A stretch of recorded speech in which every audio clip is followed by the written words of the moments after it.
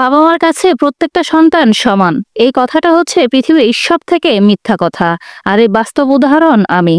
আমার টাকার বাড়িতে আমার জায়গা নেই। 12 বছর আমি প্রবাস জীবন কাটিয়ে লাখ লাখ টাকা বাবা মায়ের কাছে পাঠিয়েছি। সেই টাকায় বাড়ি হলো, জমি হলো, কিন্তু তা আমার হলো না।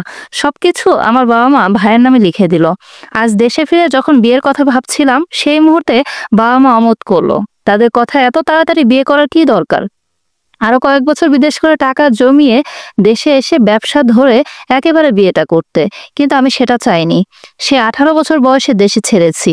এখন বয়স হচ্ছে 30-এর ঘরে। এই বয়সে এসে বিয়ে না করে আরো কয়েক বছর অপেক্ষা করা আমার সময় নষ্ট মনে হয়। কিন্তু বাবা মা এটা বুঝতে চাচ্ছে না। তাই না পেরে আমি বলে দিলাম, মা, আমার একটি মেয়েকে পছন্দ, তার বাসায় বিয়ের কথা চলছে, তাই আমি এখন বিয়ে করতে চাচ্ছি। আমি চাই তোমরা ওর পরিবারের কাছে বিয়ের সম্বন্ধ নিয়ে যাও।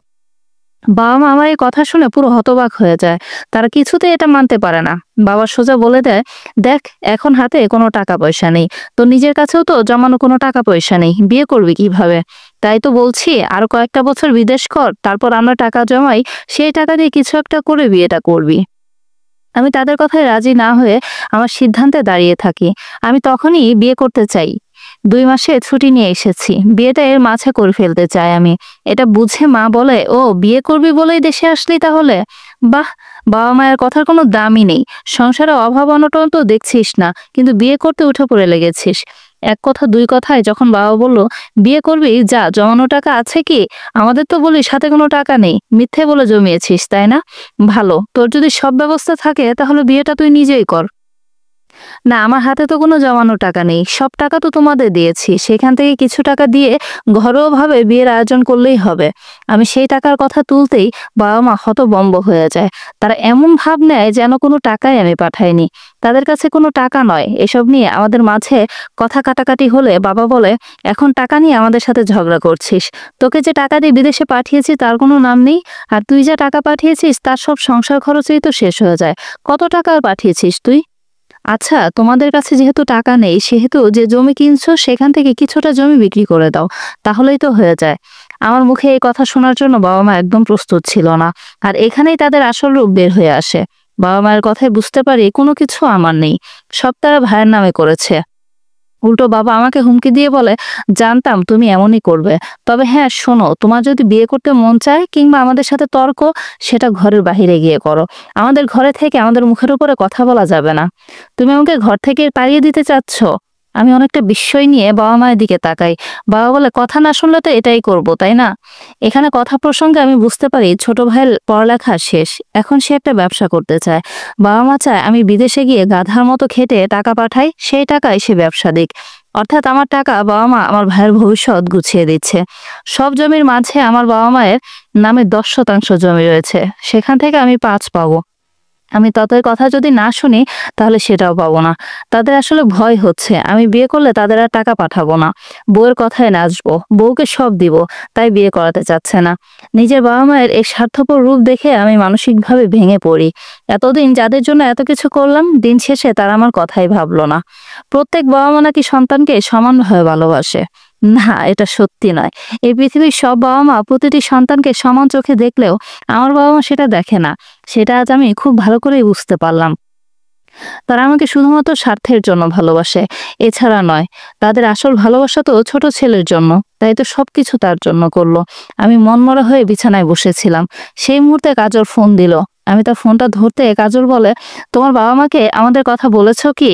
তোমরা কবে আসবে আমাদের বাড়ি? তুমি তোমার বাবা মা মায়ের পছন্দে বিয়ে করে নাও কাজল। বুকে পাথর চাপা দিয়ে কথাটি বললাম আমি কাজলকে। কাজল আমার মুখে এই কথাটি শোনার জন্য একদম প্রস্তুত ছিল না। সে অনেকটা অবাক হয়। পরক্ষণে নিজেকে সামলে বলে, এই সময় মজা করো না তো, আমি কিন্তু সিরিয়াস। আমিও সিরিয়াস। আমার কাছে কিছুই নেই কাজল, আমি এক শূন্য মানুষ। আমার মতো এক মানুষের সঙ্গে তোমার বাবা মা কখনোই আমাকে বিয়ে দিতে চাইবে না। আর আমার শূন্য পকেট ভরতে কমপক্ষে আরো 5 বছর লাগবে। এত বছর তুমি অপেক্ষা করতে পারবে কি? তখন আমার বয়স 35 হয়ে যাবে, তোমার হবে 27। পারবে এতটা সময় পার করতে? যদি পারো তাহলে হয়তোবা আমাদের এক হওয়া সম্ভব হবে, তাছাড়া নয়। আমি জানি এতটা বছর তোমার নিজের বাবা মা বোঝানো সম্ভব না। তাই তোমার জন্য ভালো হয় তুমি অন্য কাউকে বিয়ে করে নাও। আমার কথা শুনে কাজল একদম চুপ হয়ে যায়।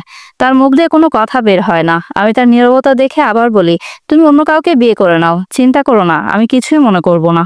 তুমি সবকিছু শেষ করেছো। কাজলের কথাটি শুনে বুকের ভেতর কেমন যেন একটা পড়ে উঠলো। নিজের কষ্টটা লুকিয়ে বলি, হ্যাঁ, এছাড়া যে উপায় নেই, আর যদি অপেক্ষা করো তাহলে আমি তোমারই হব। এতদিন বলেছো দেশে আসলেই বিয়ে করবে, এখন বলছো আরো অপেক্ষা করতে। জোর নাই, তুমি চাইলে অপেক্ষা নাও করতে পারো।